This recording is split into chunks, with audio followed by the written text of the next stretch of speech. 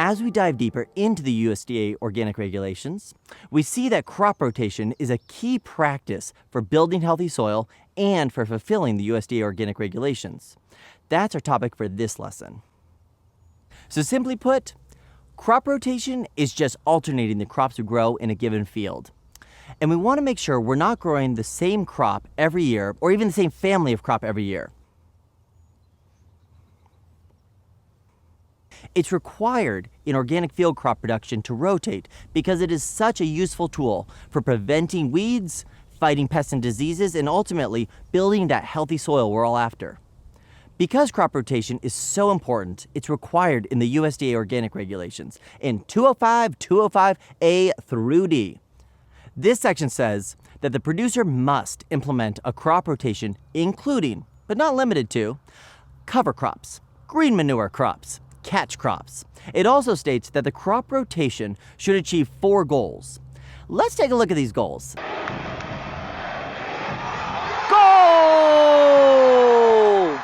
number 1.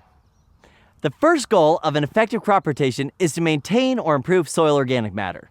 The more plant roots that we have in place, living and dying in the soil and pumping out those exudates to feed soil biology, the better we are at making soil organic matter. Let's look at some evidence. In this graph, you can see the effects of a long crop rotation on soil health. Here, on the y-axis, we have how well soil is aggregated, which reflects the amount of soil organic matter. And in these different bars, you can see the soil aggregation of different rotations. And you can see that the crop rotation that includes 4 different crops created soil with the best aggregation. Now, the second goal that you want to see a crop rotation achieving is providing for pest management. Let's remember, organic field cropping has the goal to feed the soil and provide the environment to grow healthy plants that resist pests. An effective crop rotation can significantly lower the inputs that a farmer needs to buy and apply. Crop rotation combined with tillage of the right type and at the right time can dramatically reduce weeds. So in addition to weeds, crop rotation is also key for breaking the cycles of insect pests and plant diseases. By changing the plant families grown on a piece of land throughout the season, we change the habitat and the food available to those pest organisms. We wouldn't survive too well either if, say, our grocery store shut down for a few months at a time every year.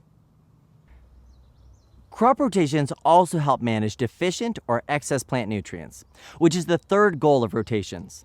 Plants are just incredible beings, and their roots can make certain nutrients plant available that were previously locked up in the soil. For example, buckwheat can access phosphorus that other plants just can't. And when buckwheat is then plowed under, the phosphorus is released in a plant available form ready for the next crop. That's what it looks like to really grow your own fertilizer. In a similar way, other crops can take up excess nutrients that might otherwise be lost through leaching. We'll talk about that more in just a little bit. And the final goal of crop rotation is to provide erosion control. Roots hold the soil in place against the wind and the rain. And you can imagine the soil like this will erode quickly, whereas soil like this is going to hold in place. Plants with more fibrous roots, like grasses, including small grains, are going to be able to hold down that soil better than taprooted crops. If a farmer you're working with has bare soil on their field for long periods of time, that crop rotation is not achieving the goal of providing erosion control. When a crop rotation is performing these 4 goals, not only is it meeting the USDA organic regulations, but just as important, it is contributing to the profitability and the resilience of that farm. Each phase of a crop rotation that fixes nitrogen or adds significant organic matter is a spin of the flywheel that keeps yields high and profits healthy. Additionally, growing diverse crops helps to manage the economic risk. Because if one crop suffers low yields or has a lower market price, other crops can compensate. Also, crop rotations can make farming more manageable by spreading out the workload, so that instead of having to do all of the planting or all of the field prep at a single time of year for one crop, these operations can spread out over several crops several times of the year. Generally, Longer crop rotations that include several different plant families achieve these goals better than short rotations. Now, what do we mean by plant family?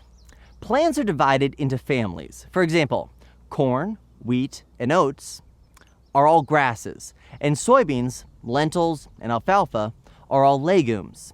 You don't want to grow plants in the same family too often in the same field.